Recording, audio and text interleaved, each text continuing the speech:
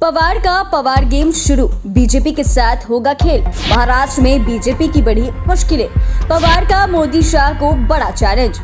लोकसभा चुनावों में इंडिया और एनडीए में कौन कौन से दल होंगे, इस पर फिलहाल कोई भविष्यवाणी नहीं की जा सकती है। स्थिति यह है कि इंडिया और एनडीए दोनों ही अपने कुनबा बढ़ाने में जुटी है। वैसे भी राजनीति में कब किसका किसके साथ गठबंधन हो जाए यह कोई नहीं जानता, लेकिन इस वक्त एक बार फिर पवार पॉलिटिक्स चर्चा में है। ऐसा कहा जा रहा है कि अब पवार का पावर बीजेपी की जीत पर ग्रहण लग सकता है। आइए इस वीडियो में देखते हैं कि महाराष्ट्र की राजनीति में ऐसा क्या खेल होने जा रहा है जिससे इंडिया का दावा ज्यादा मजबूत होता दिख रहा है। देश में किसी राजनीतिक दल का टूटना आम बात है, लेकिन जब किसी राजनीतिक घराने में दरार पड़ती है तो इसकी चर्चा लंबे समय तक होते रहती है। गौरतलब है कि बीते दिनों महाराष्ट्र में जिस तरह से शरद पवार के भतीजे अजीत पवार ने बीजेपी के साथ गठबंधन किया, उसकी वजह से देश की राजनीति में खलबली मची हुई है। ऐसा कहा जाने लगा कि अब शरद पवार का वजूद समाप्त हो जाएगा। वैसे भी एनसीपी के लगभग सभी बड़े सांसद और विधायक अजीत पवार के साथ नजर आ रहे थे। इससे लगभग साफ हो गया था कि अब अजीत पवार ही एनसीपी के असली बॉस हैं। लेकिन शरद पवार ने हार नहीं मानी थी। वहीं उन्होंने यह संकेत दे दिया था कि वे फिर से अपने दम पर एनसीपी को मजबूत करेंगे। इसी दौरान वह लगातार विपक्षी दलों के बैठक में भी शामिल होते रहे। ऐसा करके उन्होंने यह साफ कर दिया था कि उनका समर्थन किसी भी कीमत पर एनडीए को नहीं मिलने वाला है।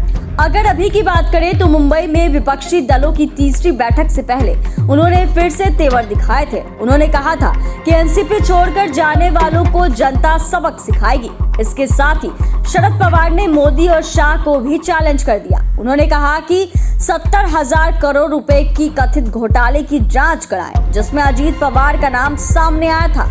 इसका अर्थ यह है कि वे बीजेपी के साथ साथ अजीत पवार के खिलाफ भी खुलकर उतर चुके हैं, जिसके बाद ऐसा अनुमान लगाया जा रहा है कि शरद पवार के तेवर का असर चुनावों पर भी पड़ सकता है। अगर चुनावों के दौरान चाचा ने भतीजे का समर्थन नहीं किया तो फिर अभी भले ही उनके हाथों में मंत्री पद है, लेकिन अगले चुनाव में उनको जनता का समर्थन हासिल करने में मुश्किलों का सामना करना पड़ सकता है।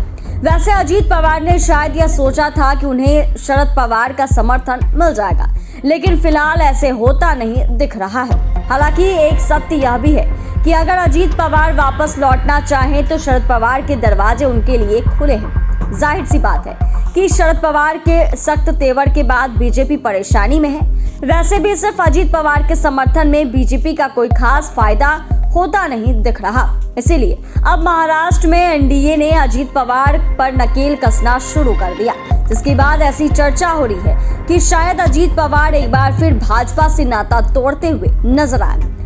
दरअसल ऐसी चर्चा है कि महाराष्ट्र में अजीत पवार द्वारा मंजूर फाइलें पहले देवेंद्र फडणवीस के पास भेजी जाती है, इसके बाद एकनाथ शिंदे के पास मंजूरी के लिए जाएगा। यानी कि कहीं ना कहीं एनडीए में अब अजीत पवार पर शिकंजा कसना शुरू कर दिया है और कसा जा रहा है, जो शायद ही उन्हें रास आए। ऐसे में अगर वो बीजेपी का साथ छोड़ दें तो किसी को कोई आश्चर्य नहीं होना चाहिए। वैसे भी अजीत पवार के पास अभी बहुत लंबा राजनीतिक कैरियर है, इसीलिए वे भी यही चाहेंगे कि शरद पवार की लोकप्रियता का लाभ उठाकर राज्य का उप मुख्यमंत्री नहीं बल्कि मुख्यमंत्री की कुर्सी तक पहुंचे, जो कि भाजपा के साथ रहते मुश्किल है। वहीं अजीत पवार भली भांति जानते हैं कि अगर चाचा ने साथ नहीं दिया तो फिर हो सकता है कि चुनावों में जनता की नाराजगी पर भी उन्हें सामना करना पड़े। यानी कि शरद पवार ने ऐसा खेल खेला है जिससे बीजेपी की मुश्किलें बढ़ सकती हैं। इस तरह महाराष्ट्र में ऐसी राजनीतिक परिस्थिति बन रही है जहां चाचा भतीजा फिर से एकजुट होते दिखे। अगर लोकसभा चुनावों में पहले शरद और अजीत पवार का पावर मिल गया तो यह निश्चित रूप से भाजपा के लिए किसी बड़े झटके से कम नहीं होगा। वहीं इससे पहले बड़ा फायदा इंडिया को होगा, जो बीजेपी को सत्ता से बेदखल करने में मिशन में जुट चुकी है। अब देखना यह है कि महाराष्ट्र की राजनीति में कैसा खेल देखने को मिलता है।